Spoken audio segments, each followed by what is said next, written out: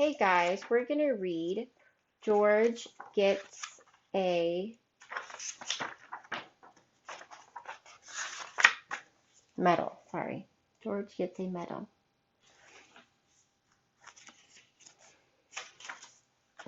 This is George. He lived with his friend, the man with the yellow hat. He was a good little monkey and always very curious. George was alone this morning looking at a picture book when the doorbell rang. It was the mailman. "Here is a letter for you," he said. "Put it on your friend's desk. He'll read it to you when he comes home." George was curious. It was not often that somebody wrote him. Too bad he could not read the letter, but maybe he could write one himself. In the top drawer of the desk there was paper, an ink, and a fountain pen. George sat down on the floor and began to write, but the pen was dry. It needed ink. George would have to fill it. He got a funnel from the kitchen and started pouring ink. But instead of going into the pen, the ink spilled all over and made a big blue puddle on the floor. It was an awful mess. Quickly George got the blotter from the desk, but that was no help. The puddle grew bigger all the time. George had to think of something else. Why, soap and water. That's what you clean up with. From the kitchen shelf he got a big box of soap powder and poured all the powder over the ink. Then he pulled the garden hose through the window, opened the tap, and sprayed water on the powder. Bubbles began to form, and then some lather, and more lather, and more lather, and more lather. In no time the whole room was full of lather, so full indeed that George had to escape in a hurry. When he was safely out of the house, he first turned off the tap. But what next? How could he get rid of all the lather before his friend came home? George sat down in the grass and thought for a long time. Finally he had an idea. He would get the big shovel and shovel the lather out of the window. But where was the lather? While George had been outside thinking, it had all turned into water. Now the room looked like a lake, and the furniture like islands in it. The shovel was no use. A pump was what George needed to get the water out, and he knew just where to find one. He had seen a portable pump at the farm down the road. The farmer was away working in the fields. Nobody noticed George when he got the pump out of the shed. It was heavy. He would need help to pull it all the way back to the house. Maybe he could tie the goat to the pump and make her pull it. But just as George was about to slip the loop over the goat's head, he was hurled through the air and landed near a pen full of pigs. The biggest pig was standing near the gate. What if George opened the gate just enough to let him out? A big pig could easily pull a small pump. Carefully, George lifted the latch, and before he knew it, all the pigs had burst out of the pen, grunting and squealing, and trying to get away as fast as they could. George was delighted. He had never seen anything like it. For the moment, all his troubles were forgotten. But now the pigs were all gone, and not a single one was left to help him with the pump.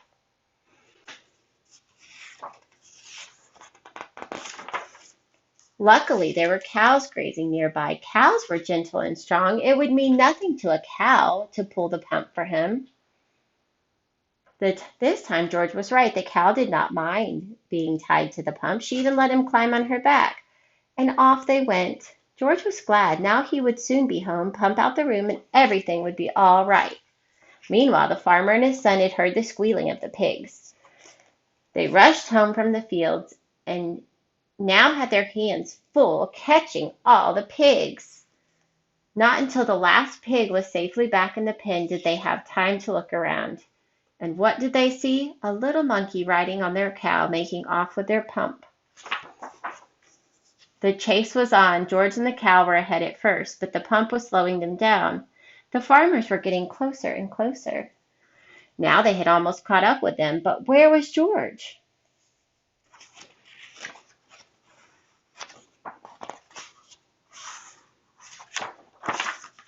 Here he was, hiding in a shirt. The farmers had run past him, but on their way home they had to come back the same road. George did not feel safe in his hiding place. Just then a truck came rattling down the road. George jumped aboard. Monkeys are good at jumping, and was gone before the farmers had a chance to see him.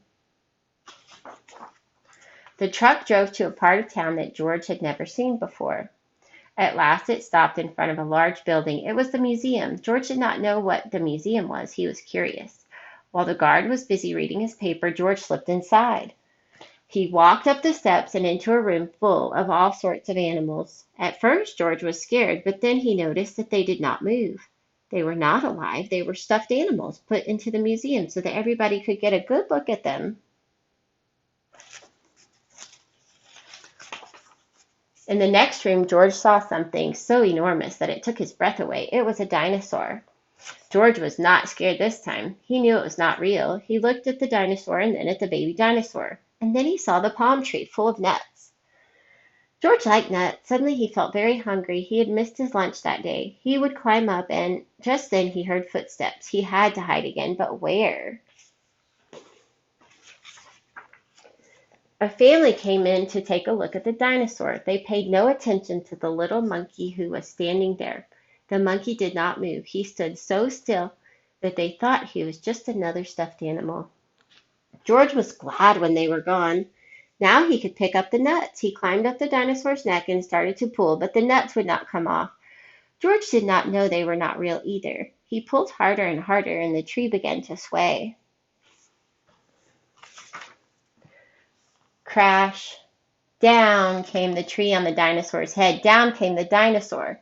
And down came George. Guards came rushing in from all sides, and underneath the fallen dinosaur they found a little monkey. They pulled him out of there and brought him to Professor Wiseman, who was the director of the museum.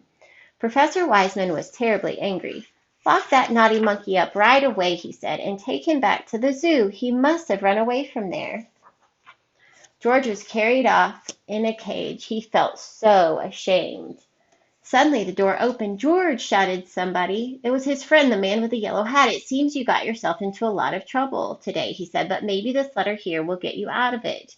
It's from Professor Wiseman.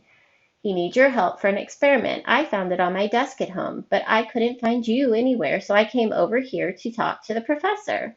And this is what the letter says. "Dear George, a small spaceship has been built by our experimental station. It is too small for a man, but could carry a little monkey.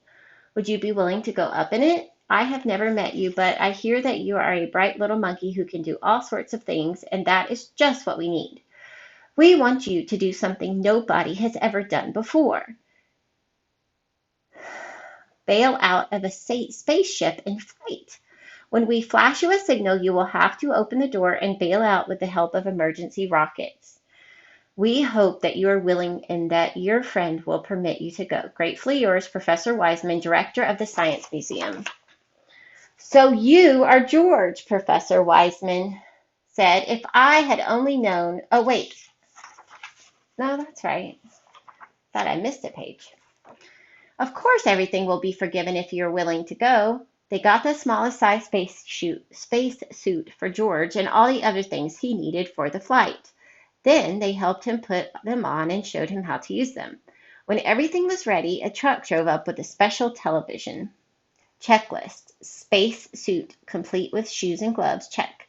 Space helmet, oxygen tank, 2 emergency rockets, 1 parachute. Check, check, check, check.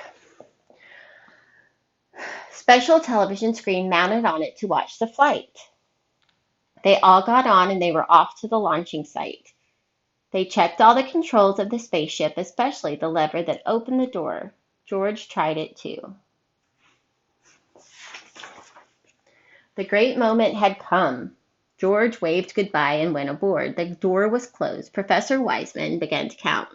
5, 4, 3, 2, 1. Go! He pressed a button and the ship rose into the air. Slowly first, and then faster and faster, and higher, until they could no longer see it in the sky. But on the screen, they saw George clearly all the time. Now the moment had come for George to bail out. Professor Wiseman flashed the signal. They watched the screen. George did not move. Why didn't he pull the lever? In a few seconds it would be too late. The ship would be lost in outer space with George in it. They waited anxiously. At last George began to move. Slowly, as if in a daze, he was groping for the lever. Would he reach it in time? There, he had grabbed it. The door opened. Hurrah! George was on his way. Out of the blue, an open parachute came floating down to Earth. The truck raced over to the spot where George would land. What a welcome for George. Professor Wiseman hung a big golden medal around his neck. Because, he said, you are the first living being to come back to Earth from a space flight. And on the medal it said, to George, the first space monkey. Then a newspaperman took his picture and everybody shouted and cheered, even the farmer and his son, and the kind woman from next door who had worked for hours to get the water out of the room. I'm proud of you, George, said the man with the yellow hat. I guess the whole world is proud of you today. It was the happiest day in George's life. The end. There he is with his medal.